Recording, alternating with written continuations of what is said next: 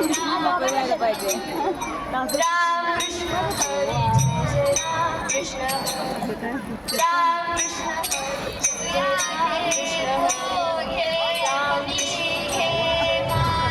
अगं थांब. अगं कार्यक्रम काय, तू म्हणतेस काय?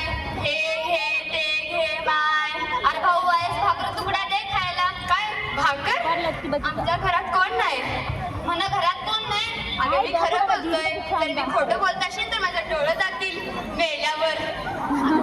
अरे मेल्यावर तर समजायचं डोळं जातात. जिवंतपणी डोळं दान कर. एखाद्याला ही सृष्टी दिसत. किडनी दान केलास तर एखादा तरुण जगल. असं होय? म्हणूनच म्हणते माझा ऐकलं तर तुला बुरगुंडा होईल. काय तरच मला कसला बुरगुंडा होतोय का? तुला काय वाटलं बुरगुंडा म्हणजे पोरं होय? अरे बुरगुंडा म्हणजे आमच्या भाषेत ज्ञान होय. म्हणजे ज्ञानप्राप्ती होय. म्हणूनच म्हणते माझं ऐकलं तर तुला बुरगुंडा होईल. बुरगुंडा होईल बयार बुरगुंडा होईल. बुरगुंडा होईल तुला बया बुरगुंडा होईल. अरे तुला बी होईल मला बी होईल समजासी होईल. अरे तुला बी होईल मला बी होईल समजासी होईल. बुरगुंडा होईल तुला बया बुरगुंडा होईल. बुरगुंडा होईल तुला बया बुरगुंडा होईल. हे सगळं जाऊ दे. तुझं कुंकू कोण घेणार? इथं तर सगळ्या बायका टिकल्या लावतात.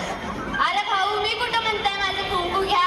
आजकालच्या समध्या बायका टिकल्या लावतात. त्या टिकल्या घराच्या भिंतीवर लावतात. घरातली भिंत देखील म्हणते सौभाग्यवती भव. आरशावर लावतात. आरसा देखील म्हणतो सौभाग्यवती भव. पण भाऊ तुला माहिती आहे का कुंकूचं काय महत्व आहे? काय काय सांग. कुंकू हे कपाळावर अद्वी आणि ब्रह्मरंध्र यांच्या मध्ये लावले जातं. त्यामुळे आपल्या डोक्याचं संतुलन राहतं. महिलांचा मेंदू अतिशय संवेदनशील असतो. त्यामुळे त्याचं संतुलन राखायचं काम देखील हे कुंकूच करतं. म्हणून आई म्हणते कुंकू लाव. म्हणून म्हणते माझं ऐकलं तर तुला बुरगुंडा होईल. बुरगुंडा होईल तुला बुरगुंडा होईल. बुरगुंडा होईल तुला बुरगुंडा होईल. अरे तुला बी होईल मला बी होईल समजासी होईल. अरे तुला बी होईल मला बी होईल समजासी होईल. बुरगुंडा होईल तुला बुरगुंडा होईल.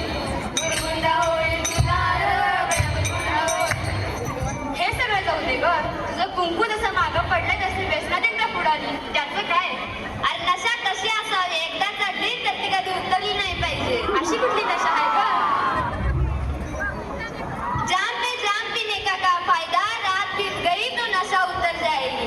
जाम पीने का क्या फायदा? रात बीत गई तो नशा उतर जाएगी. नशा अशी केली पाहिजे की चढली तर कधी उतरली नाही पाहिजे.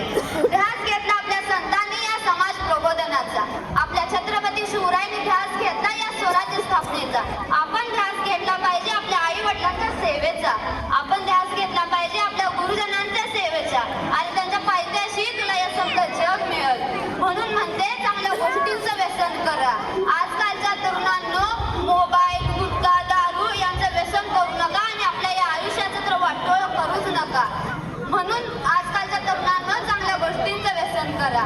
म्हणूनच म्हणते माझं ऐकलं तर तुला बुरगुंडा होईल. बुरगुंडा होईल तुला बुरगुंडा होईल तुला बुरगुंडा होईल. अरे तुला बी होईल मला बी होईल समजासी होईल. अरे तुला बी होईल मला बी होईल समजासी होईल. बुरगुंडा होईल तुला बुरगुंडा होईल.